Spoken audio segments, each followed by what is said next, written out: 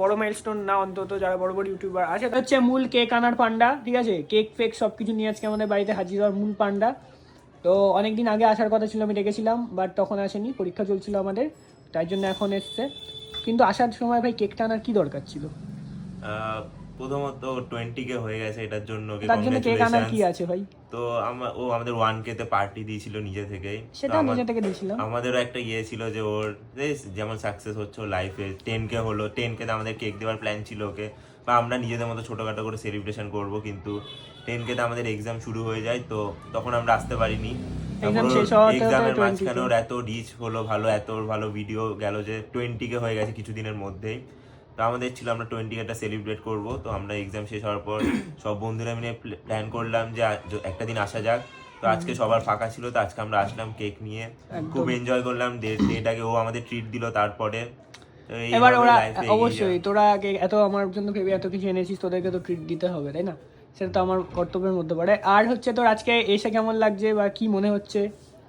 হ্যাঁ, এসে আজকে খুবই ভালো, যদিও আমি তোর সাথে প্রায়শই বেরোই আমরা একসাথে, একদম না মানে বাড়িতে তো অতটা আসিস না, আমরা হয়তো ভিডিওতে থাকি না, বাট আমরা একসাথে অনেক মানে টাইম অফ ক্যামেরা করি, আমার বন্ধু, অফ ক্যামেরা। তো এই সাকসেস ভাবে লাইফে এগিয়ে যাওয়ার, যারা নেগেটিভ কমেন্ট তোকে করে বা করতো তাদের দিকে বলবো আগেও নজর দিতিস না, এখনো নজর দিবি না, তাদের কথা না ভাবাই ভালো। একদম একদম।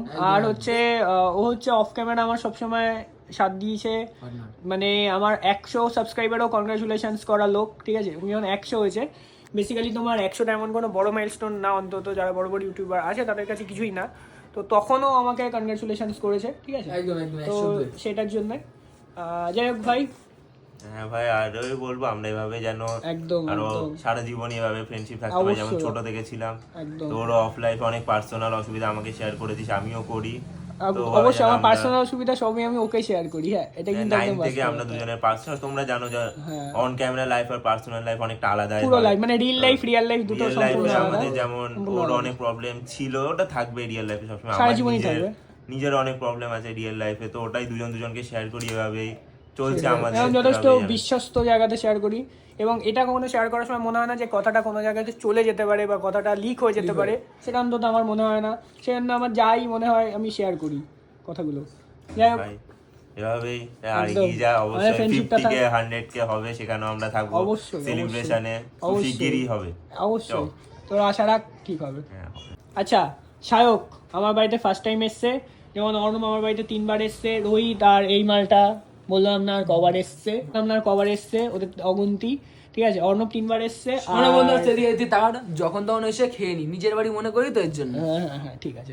আচ্ছা, সায়ক আমার বাড়িতে প্রথমবার আসলো। সায়ক আজকে কেমন অনুভূতি আসে, এবং সায়ক যে এই প্ল্যানের মধ্যে সামিল থাকবে সেটা আমি ভাবিনি, যে কেক ফেকের প্ল্যানে সায়কও থাকবে সামিল, আমার ভাবার বাইরে ছিল সেটা। যাই হোক, আউট অফ সিলেবাস বলো সায়ক কেমন লাগছে? ছোট করে এক পা করে চলতে চলতে আজকে 20,000 সদস্য কমপ্লিট হলো। তো আমি এর মধ্যে ছিলাম না বলতে গেলে, সবাই প্ল্যানিং করেছে, জানতেও পেরেছি কিছুদিন আগে, একটা পরিকল্পনা ছিল যেটা আজকে এখানে এসে বাস্তবায়ন হলো। আচ্ছা আচ্ছা, তো যাই হোক, ভালো লাগছে এসে, প্রথমবারই এলাম আমি। আবার আসবি তাই তো, নাকি প্রথমবারটা যেন শেষবার না হয়, আবার আসিস? হ্যাঁ ঠিক আছে, অবশ্যই, চল এরকম হয় যেন আমাদের বন্ধুত্বটা থাকে, একদম এভাবেই ঝরবে, এইভাবেই ঝরবে, ঠিক আছে, একদম একদম। আর সায়ক কিন্তু এটা খুব ভালো করতে পারে, বাট অন ক্যামেরা অতটা পারে না, তাই আমি আর বললাম না।